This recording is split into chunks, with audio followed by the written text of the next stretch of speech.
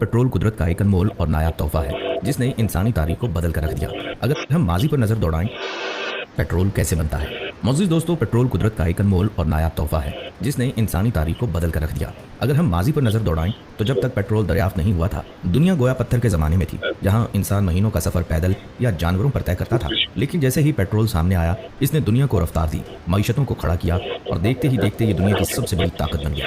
मगर सवाल ये है कि ये पेट्रोल आखिर ज़मीन की गहराई में आता कहाँ से है, इसे तलाश कौन करता है और किन खतरनाक मराहिल से गुजरकर ये ज़मीन से बाहर निकाला जाता है, और पेट्रोल फैक्ट्रियों का वो कौन सा खुफिया अमल है जिसके जरिए ये तैयार और साफ किया जाता है। ये सब राज आज की इस वीडियो में हम खोलेंगे। और सिर्फ यही नहीं, बल्कि आप ये भी जानेंगे कि दुनिया में सबसे आला मायार का पेट्रोल किस मुल्क का समझा जाता है और पेट्रोल के रंग मुख्तलिफ क्यों होते हैं, कहीं सब्ज, कहीं सुर्ख और कहीं पीला। इसके पीछे असल हकीकत क्या है। तो दोस्तों, इस वीडियो को आखिर तक जरूर देखिएगा क्योंकि आज की मालूमात आपके जहन को हिला कर रख देगी। मोअज़्ज़िज़ दोस्तों, सबसे पहले तो ये जान लीजिए कि पेट्रोल बराह रास्त जमीन से इस शक्ल में नहीं निकलता जैसा हम अपनी गाड़ियों में डलवाते हैं, बल्कि इसकी हकीकत आपको हैरत के समंदर में डुबो देगी। आज से लगभग 30 से 40 करोड़ साल पहले, यानी डायनासोर्स के दौर से भी बहुत पहले, हमारी धरती पर इंसानों का नामो निशान तक नहीं था। उस वक्त समंदरों में अरबों की तादाद में खुर्दबीनी जानदार, छोटे पौधे, अलजी वगैरह पाए जाते थे। जब ये छोटे जानदार मर जाते तो ये समंदर की तह में जमा होते। वक्त गुजरने के साथ साथ इनके ऊपर मट्टी, रेत और चट्टानों की हजारों फीट मोटी तहें जमती चली गईं।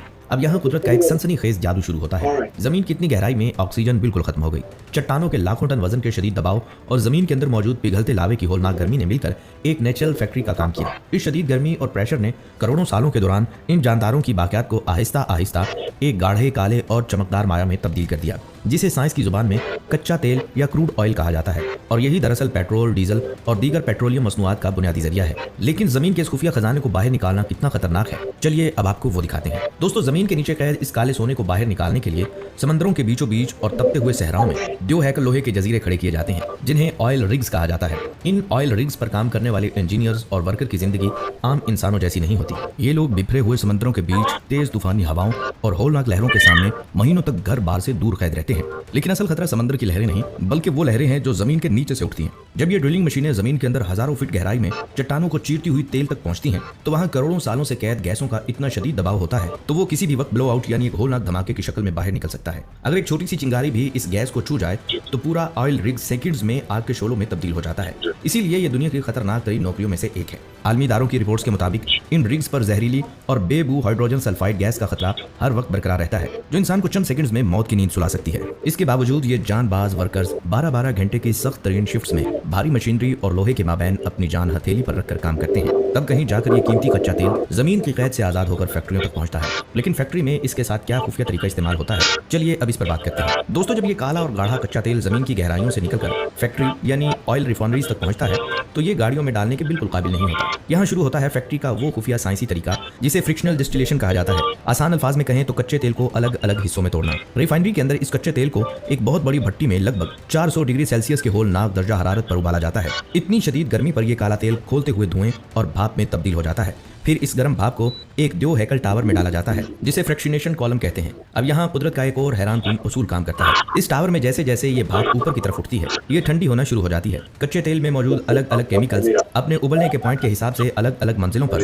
दोबारा माया यानी लिक्विड बनकर पाइपों में जमा हो जाते हैं। सबसे नीचे जहाँ गर्मी सबसे ज्यादा होती है वहाँ भारी चीज रुक जाती है, जिनसे सड़कें बनाने वाला लुक और जहाजों का भारी ईंधन बनता है। थोड़ा ऊपर जाने पर डीजल अलग हो जाता है, इससे ऊपर मिट्टी का तेल होता है और टावर के सबसे ऊपरी और ठंडे हिस्से में पेट्रोल यानी गैसोलीन अलग पाइपों में जमा हो जाता है। जबकि सबसे ऊपर एलपीजी गैस निकलती है जो हमारे घरों के चूल्हों में इस्तेमाल होती है। यानी जिसे हम पेट्रोल समझ रहे थे वो फैक्ट्री के इस खुफिया और पेचीदा तरीके के बाद कच्चे तेल का सिर्फ एक हिस्सा बनकर बाहर निकलता है। दोस्तों, बातें हैं इस बड़े मुम्मे पर। अगर रिफाइनरी से निकलते वक्त पेट्रोल पानी की तरह बिल्कुल साफ और बेरंग होता तो पेट्रोल पंप्स पर इसका रंग कहीं सब्ज, कहीं सुर्ख तो कहीं पीला क्यों नजर आता है। इसकी असल वजह बहुत दिलचस्प और कानूनी है। पेट्रोल का ये रंग कुदरती नहीं होता, बल्कि रिफाइनरी से निकलने के बाद पेट्रोलियम कंपनियां इसमें खास किस्म के केमिकल रंग शामिल करती हैं, जिन्हें साइंस की जुबान में डाइज कहा जाता है। लेकिन ये क्यों किया जाता है, इसके पीछे 3 बड़े खुफिया मकसद हैं। पहला और सबसे बड़ा मकसद ग्रेड की पहचान। दुनिया भर में पेट्रोल अलग अलग क्वालिटी का होता है, जैसे आम गाड़ियों के लिए रेगुलर पेट्रोल और तेज रफ्तार या स्पोर्ट्स गाड़ियों के लिए हाई ऑक्टेन पेट्रोल। इसकी पहचान आसान बनाने के लिए रेगुलर पेट्रोल को अक्सर पीला या हल्का नारंगी रंग दिया जाता है,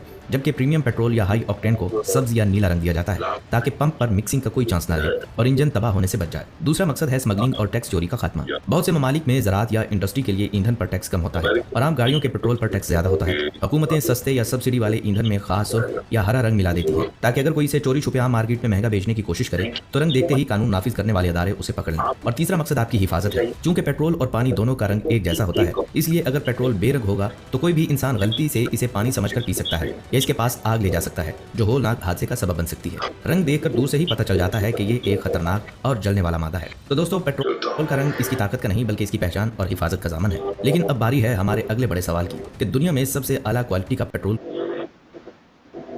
साहब आप कहाँ हैं? किस मुल्क का माना जाता है। सबसे पहले ये हकीकत जान लीजिए कि पेट्रोल की क्वालिटी का दारोमदार किसी मुल्क के नाम पर नहीं बल्कि इस कच्चे तेल की कीमियाई बनावट पर होता है जहां इसे निकाला गया है। पेट्रोलियम इंडस्ट्री में बेहतरीन क्वालिटी का मतलब दो चीजें हैं। पहला, तेल का लाइट यानी हल्का होना, और दूसरा इसका स्वीट यानी मीठा होना।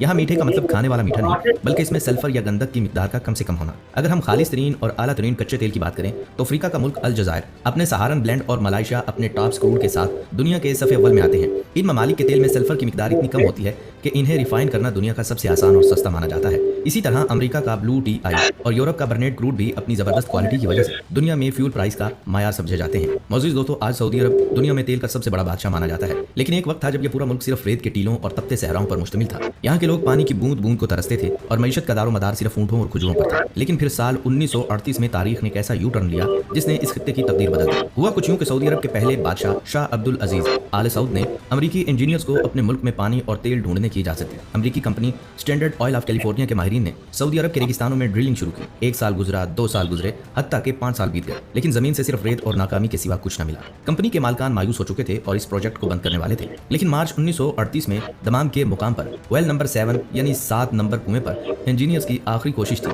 चट्टानों को चीरती हुई ड्रिलिंग मशीन जब 4,500 फीट की गहराई तक पहुंची तो अचानक एक होलनाक आवाज आई। जमीन कांप उठी और रेत को फाड़ता हुआ काले सोने का एक द्योहैकल फवारा आसमान की तरफ बुलंद हुआ। जी हाँ, ये सऊदी अरब की तारीख का पहली तिजारती तेल का कुआं था जिसने देखते ही देखते एक गरीब मुल्क को दुनिया की अमीर तरीन और ताकतवर तरीन सल्तनतों की सफ में खड़ा कर दिया। दोस्तों, जमीन की पुरस्रार गहराइयों में करोड़ों साल पहले मरने वाले जानदारों से लेकर ऑयल रिग्स पर काम करने वाले जांबाजों की मेहनत, फैक्ट्री का खुफिया तरीका और सऊदी अरब के रेगिस्तानों से निकलने वाला ये काला सोना, यही है पेट्रोल की वो असल हकीकत जो दुनिया को चला रही है। दोस्तों, आज की वीडियो से